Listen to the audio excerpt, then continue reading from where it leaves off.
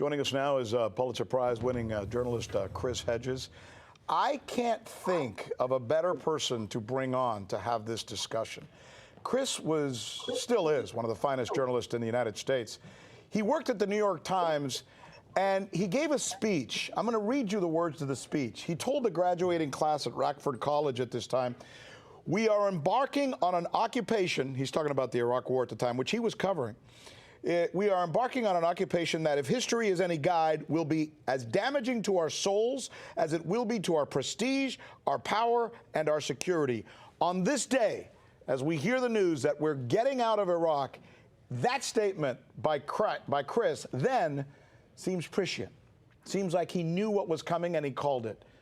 I mean, I don't mean to put you on the spot like this, Chris, but your thoughts? I think most Arabists knew what was coming. I spent 7 years in the Middle East. I'm an Arabic speaker. I was the Middle East bureau chief for the New York Times. We were well aware that Iraq, we're talking about the Second Gulf War, had nothing to do with 9/11. This was, as you correctly pointed out, a long-term project on the part of neocons like Cheney. They used the attacks of 9/11 as an excuse to go into Iraq. The fact is, the attacks of 9/11, as horrific as they were, did not put the United States in any kind of existential jeopardy. It wasn't an attack on our democracy, and it wasn't a war.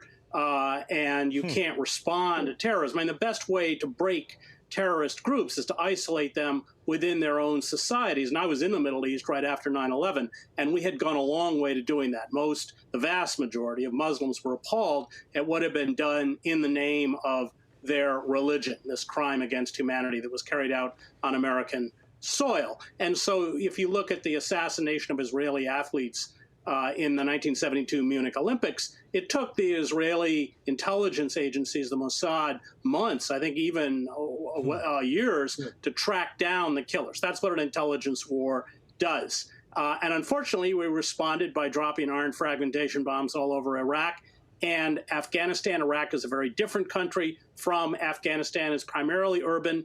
It had, before the war, a very sophisticated infrastructure, a vibrant middle class. Yes, Saddam Hussein was a brutal dictator. And now we have just left that country in ruins, in chaos.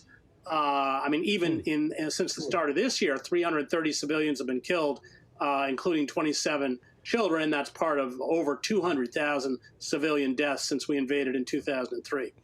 So I would proffer that if you lose in Korea, but you never really tell the American people that it was a loss, if you lose in Vietnam, but you never really treat it like a loss, if you lose in Afghanistan and the media pretty much ignores it, and now we lose in Iraq and the media is probably also ignoring it, I doubt anybody will lead with this like we have, aren't you just setting up the next failure?